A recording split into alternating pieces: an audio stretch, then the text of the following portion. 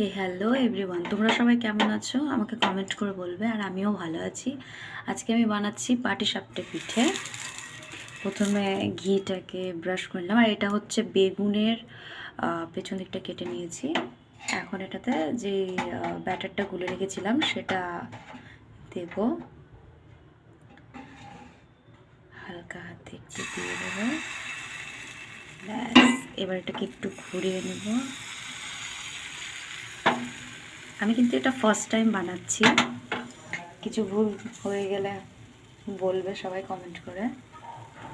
এই দিয়ে দিলাম নারকেলের পুরটা, যেটা আমি আগে বানিয়ে রেখেছিলাম। নারকেল, দুধ আর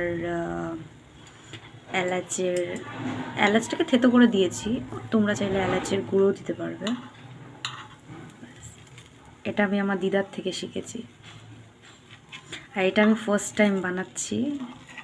দিদাকে দেখতাম আগে, তো এখন দেখতে দেখতে তা একটু ইউটিউবও দেখে নিয়েছি। ইউটিউব দেখে ট্রাই করলাম, তো দেখি ভালোই হচ্ছে। তোমরাও বলবে কেমন হয়েছে। যদি ভালো লেগে থাকে তো লাইক, কমেন্ট আর শেয়ার করে দেবে। Tata, bye bye.